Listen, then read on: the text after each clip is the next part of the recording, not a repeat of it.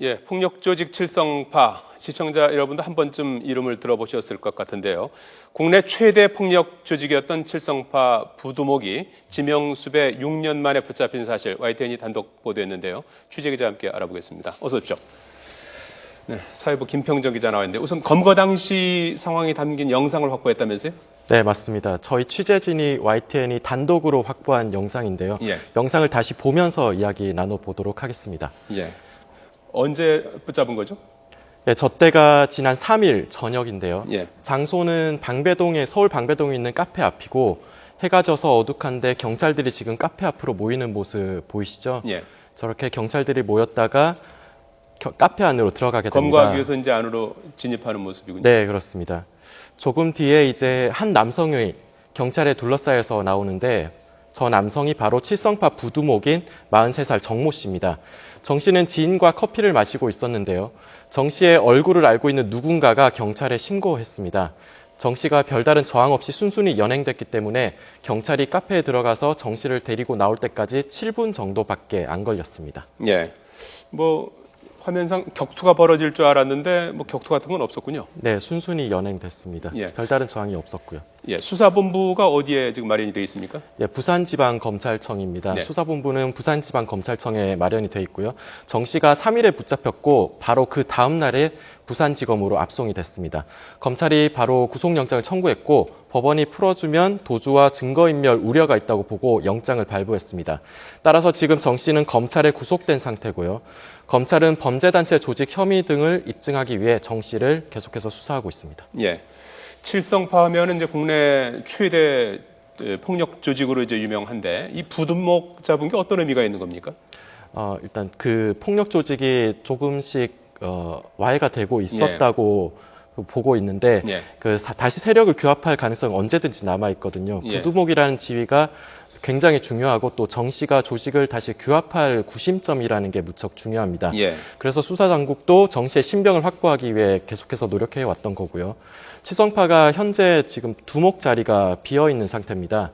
또 일대 두목이었던 이강환이 2010년에 체포됐고 후계자였던 한모 씨도 2013년에 구속됐습니다.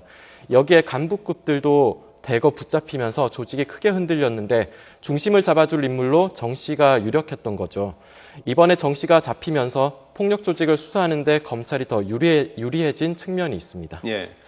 범죄에 어떻게 보면 이제 싹을 도려냈다 이렇게 이제 봐도 될 것 같은데 범죄와의 전쟁을 이제 벌이고 있는 셈인데 이 칠성파가 매우 악명을 떨쳤던 시기도 있었지 않습니까? 네, 맞습니다. 칠성파가 8, 90년대에 급격히 성장을 했습니다. 영화 친구도 이 시기에 칠성파를 배경으로 하고 있는데요. 칠성파가 부산에서 시작을 했는데 부산 지역 내에서 20세기파라는 조직과 경쟁 관계에 있었습니다. 주도권을 장악하기 위해 다툼이 치열했습니다. 1993년에 칠성파에서 20세기파의 행동대장을 흉기로 살해한 사건이 있었는데 이 내용이 친구의 소재로 쓰이게 됐습니다. 2000년대에는 수도권까지 진출을 했는데요. 그야말로 전국적인 조직으로 성장했습니다. 2009년에 서울 강남 한복판에서 범서방파와 칼부림 패싸움 직전까지 갔던 것도 칠성파의 성장을 반증한다고 볼 수 있습니다. 덧붙이면 이때 패싸움을 주도했던 인물이 이번에 붙잡힌 정모 씨인데요. 이 사건을 계기로 수사기관의 지명수배를 받게 됐습니다. 네. 자, 이 정도 세력을 키울 정도라면 완전히 뿌리 뽑기도 만만치 않을 것 같은데 말이죠. 이번 그 부두목 검거로 폭력 조직에 대한 퇴치가 좀 가능할 걸로 봅니까? 예, 맞는 말씀입니다. 폭력 조직을 완전히 뿌리 뽑기란 굉장히 어려운 일이거든요. 그래서 수사당국도 조직원을 쫓고 또 잡아들이는데 몇 년이 걸릴 수밖에 없습니다. 부두목 정 씨가 검거되면서 그동안 약해졌던 칠성파가 더 힘을 잃게 될 것은 분명합니다. 다만 조직이 약해지더라도 여러 분파로 나뉘어져 존재할 수가 있는데요. 이때는 두목이나 부두목처럼 중심이 될 인물이 출소해서 다시 나오면 다시 뭉칠 수가 있습니다. 따라서 중요 인물이 검거될 때 조직을 확실히 와해하는 과정이 중요할 것 같고요. 또 최근에는 폭력 조직이 합법적인 기업을 가장해서 활동을 하는 경우가 생겨나고 있습니다. 혹시 드라마 미세스 캅을 보셨는지 모르겠는데 거기에도 한 기업의 회장이 폭력 조직을 동원해서 사업을 일구는 내용이 나옵니다. 그게 완전히 허구가 아니라 일정 부분은 현실을 반영해서 드라마의 소재로 쓰이는 거죠. 이에 따라 수사의 어려움도 더해지고 있고 이를 잘 해결해야 폭력 조직 완전 소탕이 가능할 것으로 보입니다. 예, 좋습니다.